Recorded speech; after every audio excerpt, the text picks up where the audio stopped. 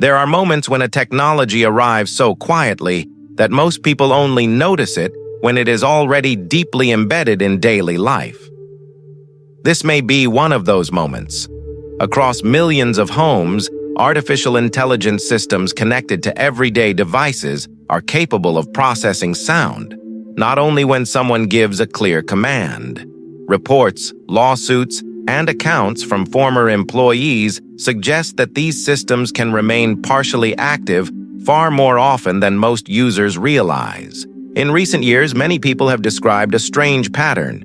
They mention a product out loud in a private conversation, hardwood floors, a medical concern, a personal problem, and shortly afterwards see highly specific advertisements appear on their phones. Some of these cases have been dismissed as coincidence. Others have raised serious questions. One widely discussed example involved a man in Oregon who spoke about flooring with his wife and later received targeted ads for exactly that product. When he contacted the company, he was told it was likely a coincidence. He was not convinced. Similar stories have appeared across the United States and other countries. Conversations about pregnancy followed by baby product ads. Discussions about relationship problems followed by suggestions for legal services. Private remarks about health issues followed by pharmaceutical advertisements. The pattern has been consistent enough that researchers, journalists, and privacy advocates have repeatedly investigated whether microphones are playing a larger role than companies officially acknowledge. Technically, most voice assistants are designed to stay partially awake so they can detect a wake word. That much is publicly admitted.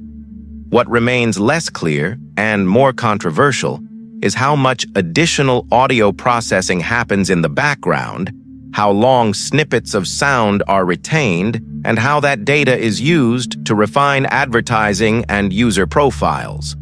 Internal documents and testimony from former workers have suggested that the systems are far more sophisticated than the simple "only listens when activated" explanation implies. Some leaked materials and legal disclosures have indicated that certain systems analyze not only spoken words, but also tone, pauses, and emotional indicators.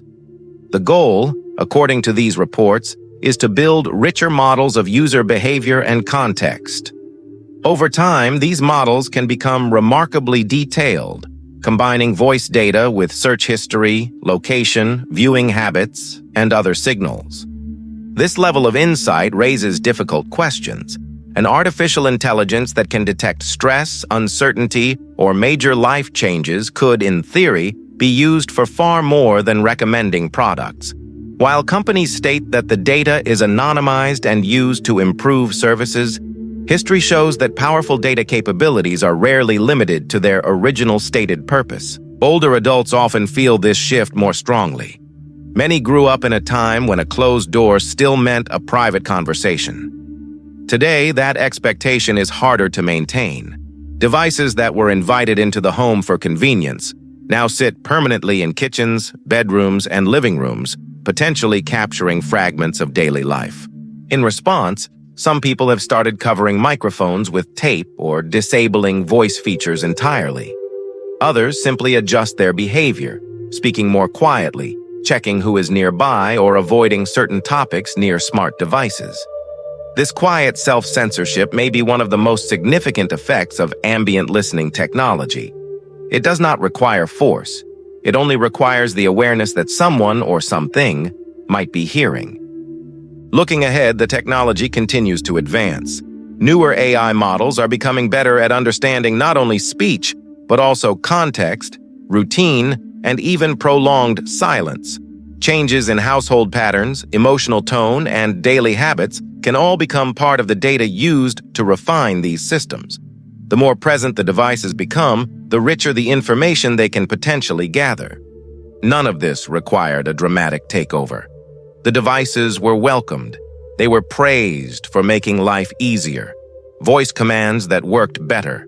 Recommendations that felt almost magical. Each improvement came with deeper access to the private sphere of the home. Once that access becomes normal, reversing it grows increasingly difficult. We are living through a quiet transformation. No public announcements, no obvious breaking point. Just a gradual expansion of systems designed to listen, interpret, and learn from the sounds of everyday life. The most effective forms of monitoring are rarely the ones that announce themselves. They are the ones that feel helpful enough for people to accept. Regulations tend to move slowly. Technology and commercial incentives move much faster. As a result, the capabilities often expand ahead of clear public understanding or meaningful oversight. This pattern has repeated across multiple technological shifts. The core issue is not that artificial intelligence will suddenly become malicious. The deeper issue is that it remains useful enough for society to keep feeding it more data and more access. Useful enough that the gradual loss of truly private space starts to feel like an acceptable trade-off. An intelligence capable of continuous listening is already present in millions of homes. It learns from words, from silence, and from the rhythms of daily life. It does not need constant activation. It only needs to remain present. And as long as it remains present, the old idea of a completely private conversation becomes harder to maintain. The systems are already capable of listening. The real question is how much of our private lives we are willing to share with them, and whether we still notice when something that was once private quietly stops being so. Over the last several years, a growing number of ordinary people have begun noticing patterns that are difficult to dismiss as simple coincidence. A private conversation about a specific product, a quiet remark about a health concern, a discussion about money or relationships, and then within hours or days, highly targeted advertisements appear on their phones or computers. These stories have been shared online, reported by journalists, and in some cases brought into legal complaints. One of the most frequently cited examples involves a man who discussed hardwood flooring with his wife in their kitchen. The next day, his phone began showing him advertisements for exactly that product. He had not searched for it. He had not clicked on any related content. When he contacted the company, the response was that it was likely a coincidence. Yet similar accounts continued to surface from different people in different cities. Privacy researchers and investigative journalists have examined these patterns for years. Some studies and reports suggest that voice data, even in limited form, can be combined with other information: search history, location data, app usage, and browsing behavior, to create unusually precise advertising profiles. The companies involved generally state that they do not use private conversations for advertising in the way people fear. Still, the volume of similar personal experiences has kept the question alive.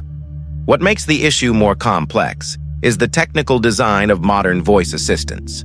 These systems are built to remain partially active so they can detect a wake word.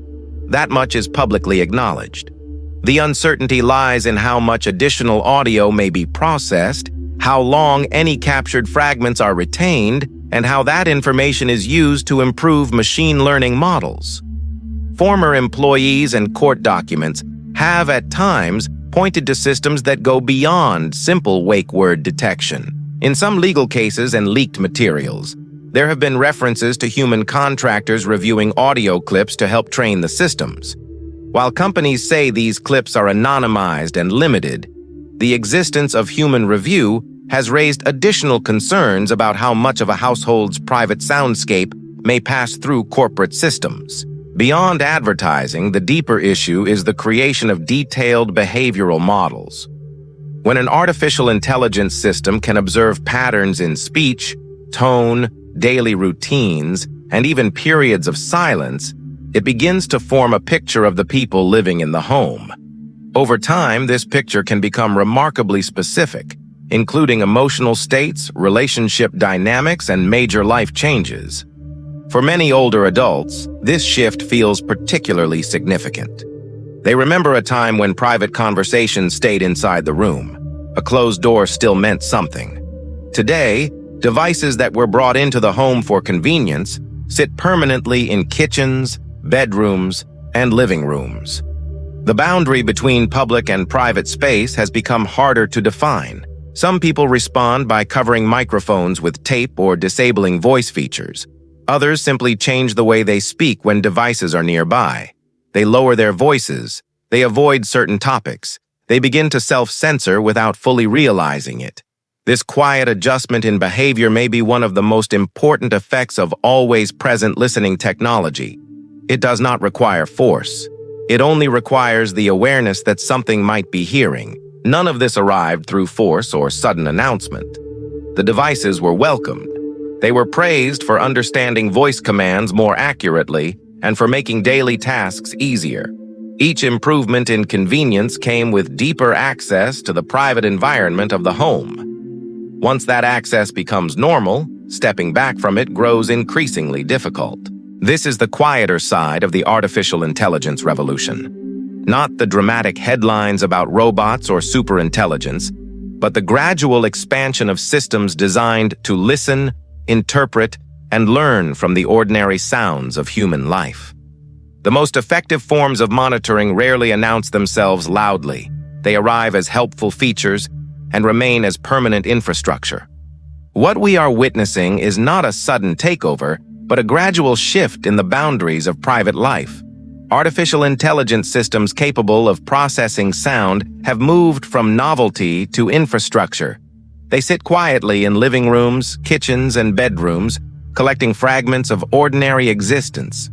The change has been so incremental that many people only notice it when a highly specific advertisement appears after a private conversation. History shows that once a surveillance capability becomes widespread and commercially useful, it is rarely scaled back.